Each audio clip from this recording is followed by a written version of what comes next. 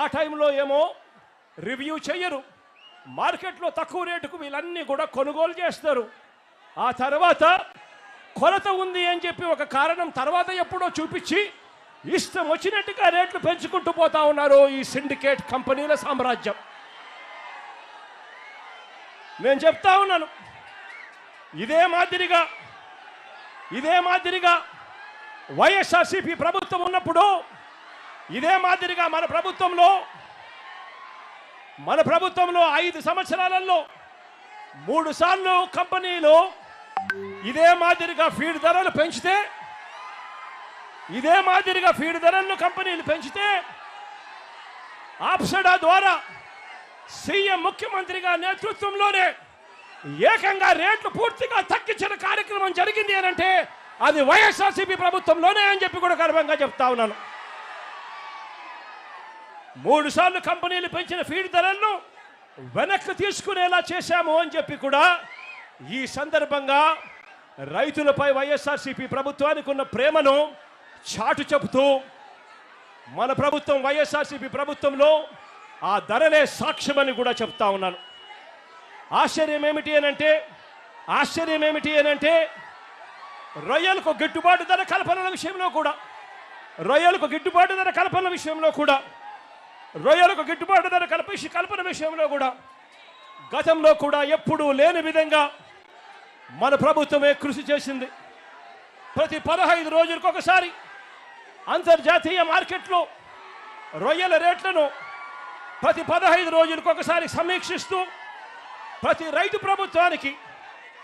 రైతుకు ప్రభుత్వం నిర్దేశించిన మద్దతు ధర తగ్గకుండా ఆ 5 సంవత్సరాలలో రైతాంగానికి తోడుగా ఉన్న పరిస్థితులు ఒక్క వైఎస్ఆర్సీపీ ప్రభుత్వ హయాంలోనే వచ్చాయి. కరోనా లాంటి కష్ట సమయంలో కూడా రైతన్నలకు అండగా నిలబడి మినిమం సపోర్ట్ ప్రైస్ 230 రూపాయలకు ఎట్టి పరిస్థితుల్లోనూ 100 కౌంట్లు తగ్గకూడదు అని చెప్పి ఏకంగా చట్టం చేసి మరి రైతన్నలకు అండగా నిలిచిన పరిస్థితి ఒక్క మన ప్రభుత్వంలోనే జరిగిందని కూడా నేను చెప్తా ఉన్నా. ఈరోజు రైతాంగం పరిస్థితి ఏమిటి అనంటే, ఈరోజు రైతాంగం ఉత్పత్తి ఖర్చు చూస్తే 275 రూపాయలు కేజీకి పెరిగిన పరిస్థితులు. ఇష్టం వచ్చినట్లుగా ఫీడ్ రేట్లు పెరుగుతూ ఉన్నాయి, ఇష్టం వచ్చినట్టుగా సీడ్ రేట్లు పెరుగుతూ ఉన్నాయి. కానీ పంట కొనుగోలు రేటుకు వచ్చేసరికి పంట కొనుగోలు రేటు ఈ రోజుకి కూడా కేజీ 230 రూపాయలు దాటని పరిస్థితి ఈ రోజు కూడా కనిపిస్తూ ఉన్నాయి. నేను అడుగుతా ఉన్నాను, ఒకవైపునేమో రేట్లు పెరుగుతూ ఉన్నాయి, ఉత్పత్తికి అయ్యే ఖర్చు రేట్లు, మరోవైపు చూస్తే పంట కొనుగోలు చేసే రేటు చూస్తే ఆ రేటు తగ్గుతా పోతా ఉంది పెరక్కపోయి. ఇలాంటి పరిస్థితుల్లో రైతాంగం ఎలా బతుకుతా ఉన్నారు, రైతాంగం ఎలా బతకగలరు అని చంద్రబాబు నాయుడు గారిని గట్టిగా నిలదీస్తూ అడుగుతా ఉన్నా.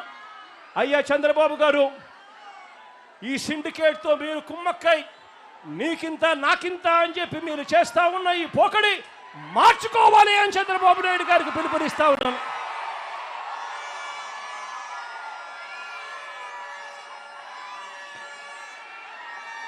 ఆక్వా రంగంలో ఉన్న రైతాంగం సంక్షోభం అన్నది ఎప్పుడూ ఆ రైతాంగానికి అండగా నిలబడిన అడుగులు ఎప్పుడు పడ్డాయి అంటే వైఎస్ఆర్సీపీ ప్రభుత్వ హయాంలోనే. అంతవరకు ఎప్పుడు చూడని విధంగా, గతంలో ఎప్పుడు జరగని విధంగా ₹1.5కే కరెంట్ ఇచ్చిన ప్రభుత్వం ఏదైనా ఉంది అనంటే అది వైఎస్ఆర్సీపీ ప్రభుత్వమే అని చెప్పి కూడా గర్వంగా నేను చెప్పగలుగుతా. ఏకంగా వైఎస్ఆర్సీపీ ప్రభుత్వ హయాంలో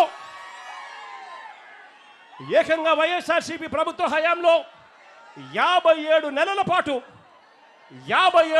పాటు అంటే 5 సంవత్సరాలంటే 60 నెలలు, అందులో ఏకంగా 57 నెలల పాటు ఏకంగా 3,306 కోట్ల రూపాయలు సబ్సిడీ భరించి ₹1.5కే రైతాంగానికి విద్యుత్ ఇచ్చిన ఘనత ఒక్క వైఎస్ఆర్సీపీది అని చెప్తా ఉన్నా. అదే చంద్రబాబు నాయుడు గారు 5 సంవత్సరాల పరిపాలన చూసుకుంటే 2014 నుంచి 2019 మధ్య జరిగిన ఆయన పరిపాలనలో ఆక్వా రైతాంగం కరెంటు యూనిట్ రేటు ₹3.85 చొప్పున చంద్రబాబు నాయుడు గారు అప్పట్లో రైతాంగాన్ని బాదాడు. ఆ తర్వాత జగన్ పాదయాత్ర మొదలైన తర్వాత జగన్ ఎప్పుడైతే ఆక్వా రైతులకు ₹1.5కే కరెంట్ ఇస్తాడు అని చెప్పి పాదయాత్రలో చెప్పిన తర్వాత ఎన్నికలకు 4 నెలల ముందు మాత్రం చంద్రబాబు నాయుడు గారు ₹2కే తగ్గిస్తూ ఒక జీవో జారీ చేశాడు. కానీ ఈ పెద్ద మనిషి కేవలం జీవో మాత్రమే జారీ చేశాడు తప్ప ఆ 4 నెలలకు సంబంధించిన సబ్సిడీ కూడా వైఎస్ఆర్సీపీ ప్రభుత్వం వచ్చిన తర్వాత ఆ ₹451 కోట్ల కూడా వైఎస్ఆర్సీపీ ప్రభుత్వమే భరించింది అని కూడా ఈ సందర్భంగా గర్వంగా కూడా చెప్తా ఉన్నా. చంద్రబాబు నాయుడు గారి ప్రభుత్వం ప్రతి అడుగులోనూ కూడా మోసం మోసం మోసం అనే పదాలే వినిపిస్తాయి. సూపర్ 6, సూపర్ 7 హామీలు ఏ మాదిరిగా చంద్రబాబు నాయుడు గారు మోసాలతో అడుగులు ముందుకు వేశాడో, ఎన్నికలప్పుడు బాండ్లు ప్రతి ఇంటికి పంపిణీ చేసి ఏ మాదిరిగా ప్రజలను చంద్రబాబు నాయుడు గారు మోసం చేశాడో, అదే మాదిరిగా ఆక్వా రైతులను కూడా చంద్రబాబు నాయుడు గారు ఇదే మాదిరిగానే మోసం చేస్తూ వచ్చాడు. ఇదిగో చంద్రబాబు నాయుడు గారి మేనిఫెస్టో, ఆక్వా రైతులకు సంబంధించి చంద్రబాబు నాయుడు గారి మేనిఫెస్టో,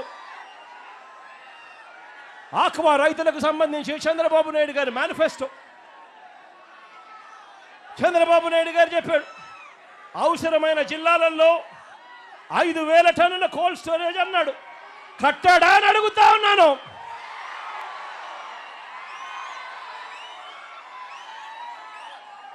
జోన్తో సంబంధం లేకుండా జోన్ వెలుపల ఉన్న చెరువులకు కరెంట్ సబ్సిడీ ఇస్తానని హామీ ఇచ్చాడు. మరి ఇచ్చాడా అని అడుగుతా ఉన్నాను చంద్రబాబు నాయుడు గారు. ట్రాన్స్ఫార్మర్ ధరలు తగ్గిస్తానన్నాడు, తగ్గించాడా అని అడుగుతా ఉన్నాను. గట్టిగా ఇలా ఇలా ఇలా ఇలా ఇలా ఇలా ఇలా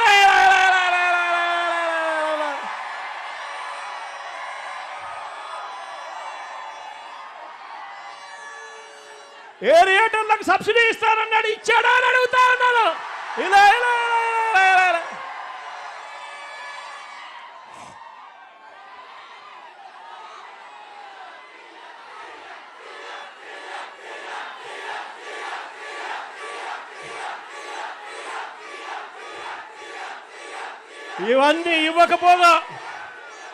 ఇవన్నీ ఇవ్వకపోగా మనం అమలు చేసిన ₹1.5కే కరెంట్ ఇచ్చే విధానాన్ని, సబ్సిడీ కార్యక్రమాన్ని చంద్రబాబు నాయుడు గారు కత్తిరించే కార్యక్రమాన్ని మొదలుపెట్టాడు. కొత్తగా ఇప్పుడే జీవో ఇచ్చాడు. ఈ మధ్య కాలంలోనే GO number RT169, GO number RT169, GO number RT169 ఇచ్చాడు. దీని ప్రకారం పవర్ ఫ్యాక్టర్ 0.90 నుంచి 0.95 మధ్య రైతులు మెయింటైన్ చేయాలని చెప్పి చంద్రబాబు నాయుడు గారు రూల్ పెట్టాడు. నేను అడుగుతా ఉన్నా, ఆక్వా రైతులు సాధారణంగా వాడే ఈ మోటార్లలో పవర్ ఫ్యాక్టరు 0.78 మాత్రమే ఉంటుంది. ఆక్వా రైతులు వాడే ఈ మోటార్